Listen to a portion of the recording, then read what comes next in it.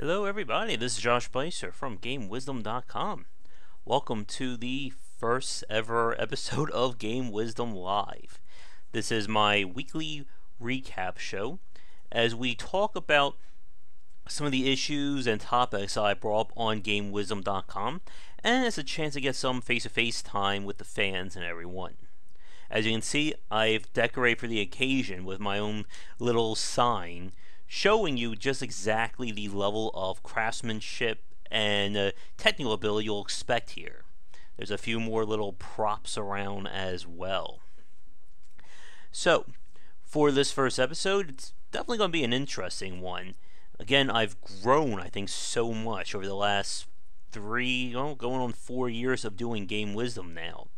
From being scared stiff of having podcast interviews to the Twitch streams, the videos here on YouTube, and now the vlog and doing this weekly live show.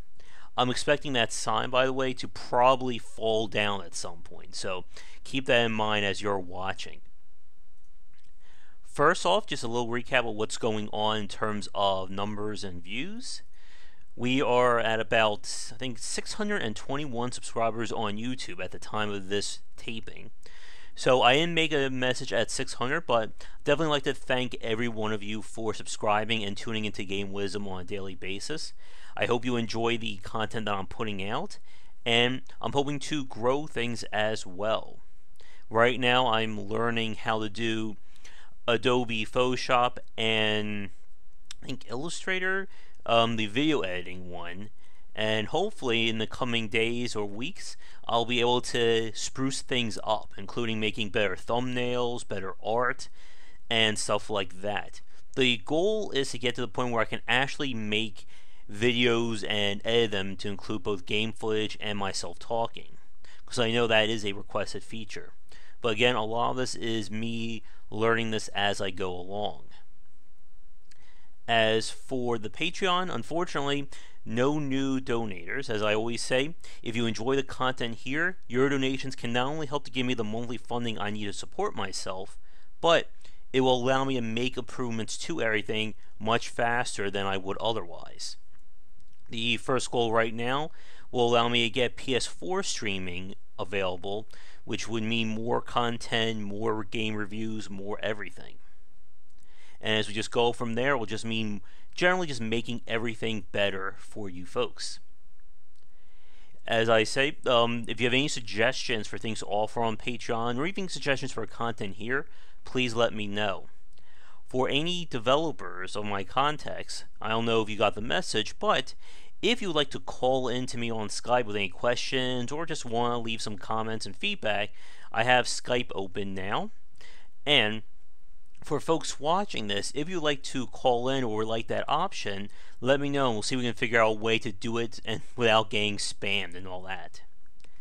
But let's start with our recap. Again, the purpose of Game Wisdom Live is to basically show off what's going on the site, talk a little bit more about the topics there, because I know a lot of the people on YouTube may not visit Game Wisdom or vice versa.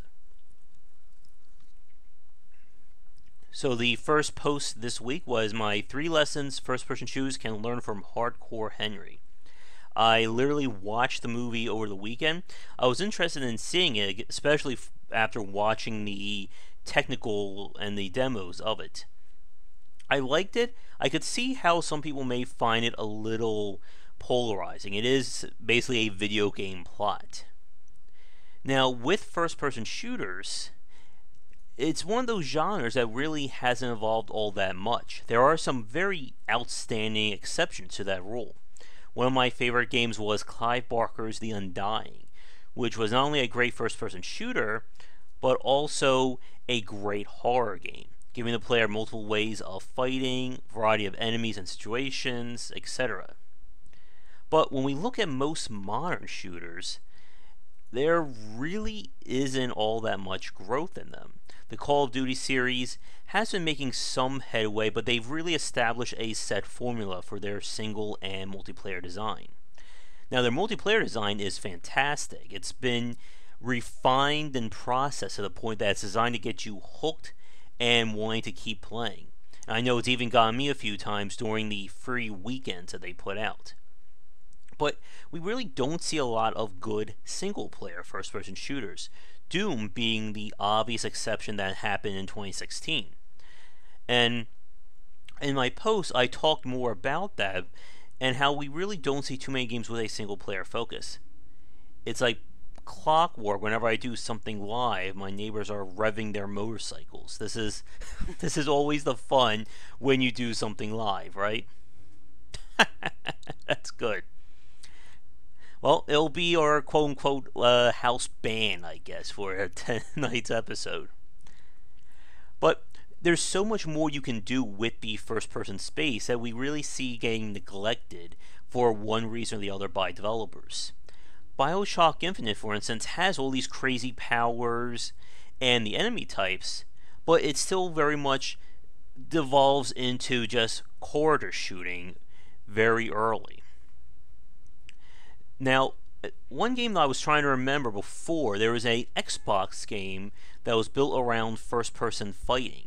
I think it was Beatdown or not Crackdown, but it was a first-person game that was built around just all combat in hand-to-hand. I think there was like very few guns to it. But when it comes to first-person shooter design, there's a lot of different areas that can make it work, whether it's the gunplay, the environment, or even enemy designs. A good game that I didn't mention at the post was The Darkness 2, and how the enemies were pretty much designed to counter the player. They weren't just your box standard soldiers or gangsters that you had to fight.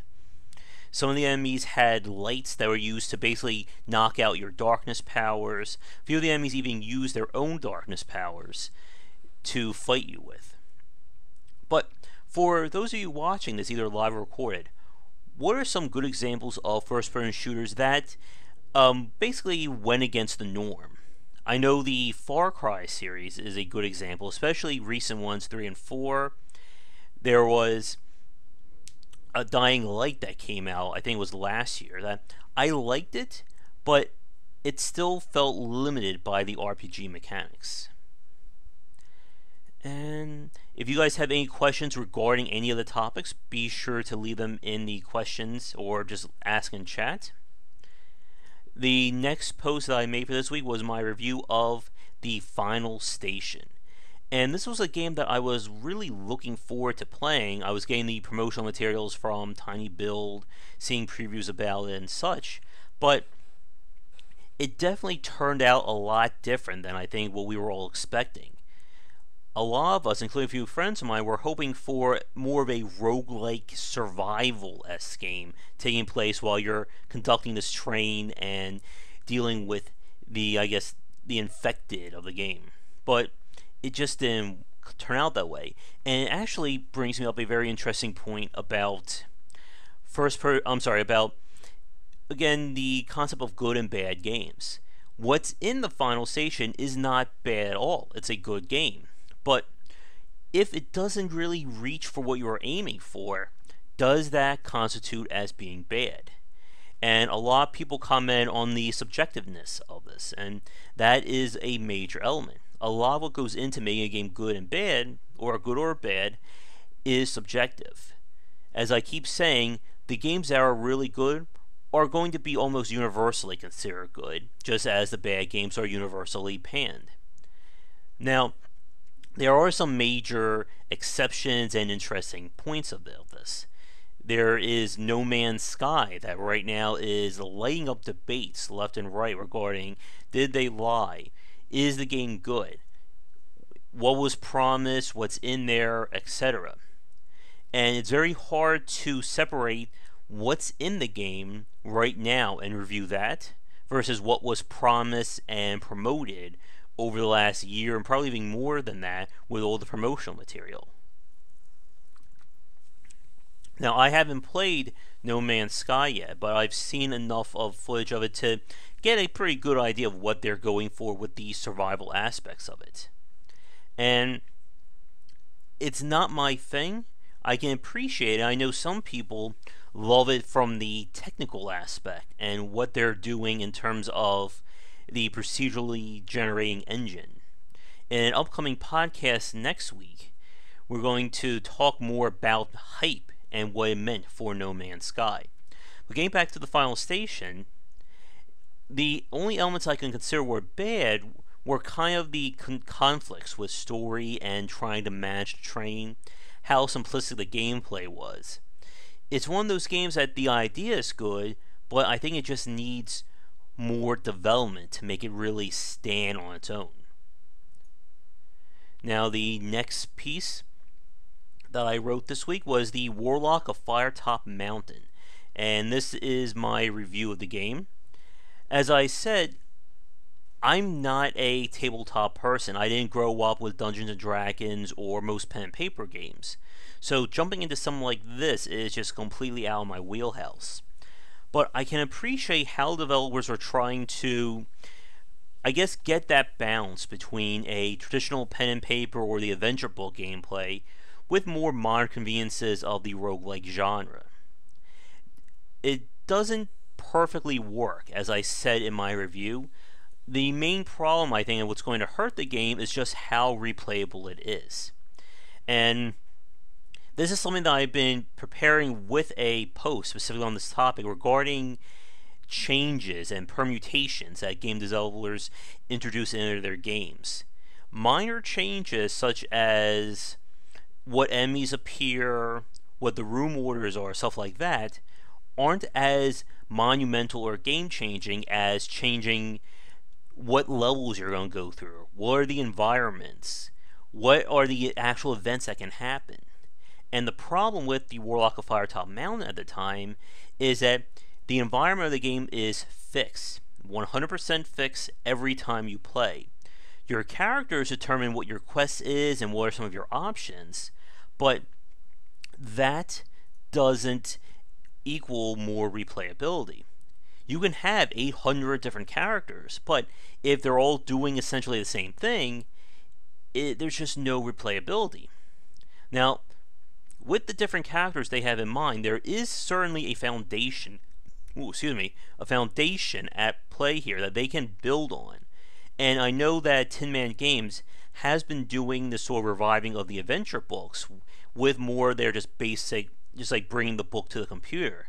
If they can actually use this to develop more games in this style, and maybe even go something even more expansive and have like a randomly generated or procedurally generated playfield, I think that could be a very amazing and interesting game for people to play.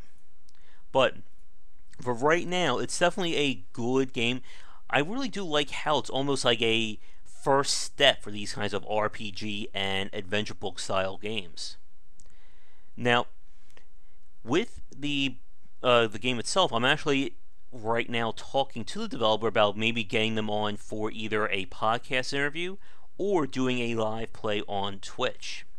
And also, for those of you watching this, whether live or recorded, let me know if you want to see these weekly episodes on Twitch or still here on YouTube. Again, this is still very new, and I'm willing to make changes and alter things if the need comes. Now, as for my final point for the weekly wrap-up, this is for today's post, and that is talking about upgrades and how to use them as effective progression in games. This is one of those elements that definitely is my bread and butter talking about. You don't really see too many discussions on progression systems in games, and upgrades are very tricky to handle. We're not talking about mechanics in the sense of Metroidvania, the Castlevania games, Metroid, Axiom Verge, etc., when the developers introduce new mechanics that thereby allow you to access new things. What we're talking about are about systems that essentially make what you do either better or easier. Again, things like having more health, being able to move faster, doing more damage, etc. If you want a really good example of what I'm talking about, you can look at any of the Dead Rising games as a good model for this kind of play. Every time you level up, you get an improvement in a core stat.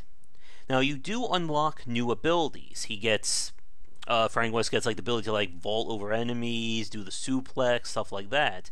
But the majority of his skills are mainly of the passive upgrade variety. And you can see the difference in how you control him from level 1 to whatever the max level is, which unfortunately I don't remember off the top of my head. Now, in the post itself, there are two kinds of upgrades. There's major and minor. The major ones, again, are the core stats or the core verbs of your game.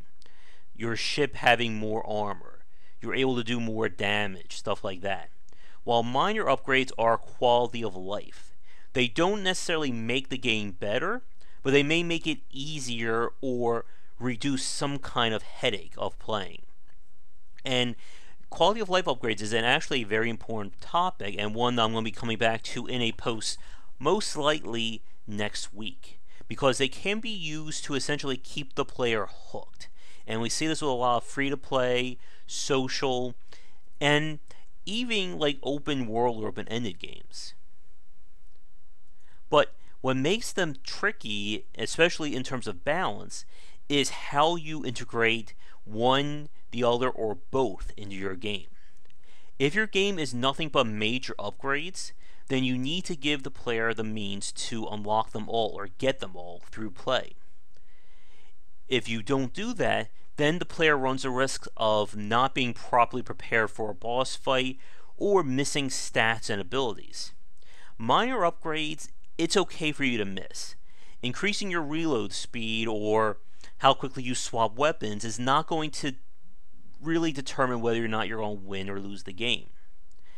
Now, an example that I didn't talk about that I want to expand on more here is Doom. And Doom, despite never having a progression system, did a fantastic job with providing this kind of progression. What they did is you have different means of upgrading your character. You have the rune stones that give you passive abilities. You have the weapon mods that can be augmented further. And then you have just your core stats of health, armor, and ammo capacity. And instead of combining that all into one resource system, they each use different resources. I'm trying to remember, you needed the energy cells for your core abilities, you needed the Praetor chips for the passive ones for your weapon mods, and then of course you need to do the challenges for the runes. And the brilliance of this model is that it allows them to go crazy with the upgrades, but they know at the same time that the player is not going to be forced to hold on to upgrades or be, put in a position where they're in a weakened spot, because they're always being given new means of getting them, and just that variety. And the variety is a very important point when we talk about upgrade systems. If you're going to do a variety of upgrades, you need to either give the player a wide berth or a respec option. It's such an important point of Diablo 3 and the skill system and the skill runes as well. You can respec your character at any time outside of combat in Diablo 3.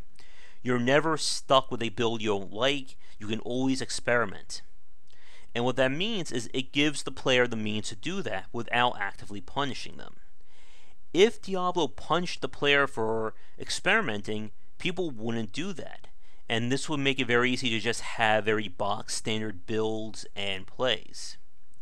Even with a game like Hearthstone, you can see that. If you get cards that you buy and you don't like, you can simply disenchant them for dust. Save up enough dust, and you can get any card that you want. And being able to do that just allows you a lot more control over your build without actively punishing you. 1 second. An example that I mentioned in the post was about Ghostbusters 2009. If you do your job right in that game, you will get all the upgrades you will ever need before, I think, like the second to last level. And that's alright. It's better to give the player more than they need than have them reach the final boss and realize, I need more attack strength in order to kill this guy, but I'm stuck. And we see that a lot with RPGs, and how so many RPGs put in points of no returns that stop you from being able to go back and respec or improve your character. So if you weren't strong enough to do that, the game's over and you have to either hopefully have a reload of an earlier save or you just give up.